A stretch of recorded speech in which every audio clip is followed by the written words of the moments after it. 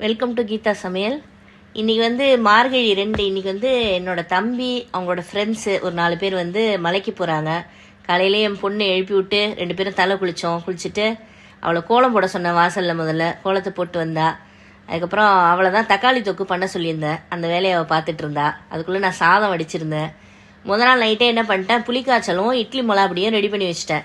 கொஞ்சம் காலையில் ஈஸியாக இருக்கும்ல, அதனால் மார்னிங் வந்து சாதத்தை வடிச்சிட்டு நிறைய நல்லெண்ணெய் ஊற்றி அதில் சாதத்தில் நல்லா ஆற வச்சுட்டு புளிக்காய்ச்சலை போட்டு அதை நல்லா கலந்து முதல்ல புளி சாதம் ரெடி பண்ணிட்டேன். புளி சாதத்தை ரெடி பண்ணி அதை பேக் பண்ணி வச்சுட்டு அதுக்கப்புறமா தயிர் சாதத்துக்குள்ள வேலையெல்லாம் பார்த்தேன். புளி சாதம் பார்க்குறதுக்கு நல்லா இருக்குது. டேஸ்ட் எப்படி இருக்கோ தெரியல. சாமிக்கு பண்ணுறதுனால நம்ம டேஸ்ட்டும் வாயில் போட்டு பார்க்க முடியாது. அதனால் எப்படி இருக்குன்னு தெரில. அத்தை மிளகாப்பொடி ரெடி பண்ணியிருந்தேன். நாளே இட்லி பொடி ரெடி பண்ணிவிட்டு அந்த வேலையை வந்து என் பொண்ணுக்கு கொடுத்துட்டேன்.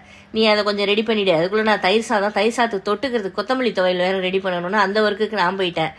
அவள் என்ன பண்ணியிருக்கா, அழகாக நல்லா நிறையா எண்ணெய் ஊற்றி நல்லா இட்லி இல்லைன்னா காஞ்சி போயிடும். ஏன்னா இட்லி வந்து நைட்டு டின்னருக்கு சாப்பிட்ற மாதிரி பிளானு. ஸோ மார்னிங்கே நம்ம ரெடி பண்ணுறோம். நான் அங்கே ரெடி பண்ணும்போது மணி ஒரு 5:30-6 மணி இருக்கும். இட்லிக்கு மிளகாப்பொடி தடவி அவளை வந்து நீ அதை பாக்ஸில் பேக் பண்ணு அப்படின்னு சொல்லிட்டேன்.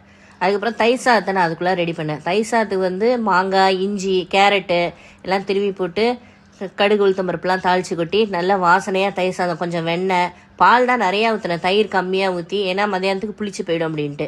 அதை ரெடி பண்ணியாச்சு. அதை ரெடி பண்ணி அதையும் பேக் பண்ணி வச்சுட்டோம். லஞ்சுக்கு வந்து புளி சாதம், தயிர் சாதம், கொத்தமல்லி துவையல், உருளைக்கிழங்கு சிப்ஸ் கடையில் வாங்கியாச்சு. டின்னருக்கு சப்பாத்தி, இட்லி, சப்பாத்தி தொட்டுக்க தக்காளி தொக்கு நல்லபடியாக பேக் பண்ணியாச்சு. நாங்களும் கோயிலுக்கு கிளம்பிட்டோம்.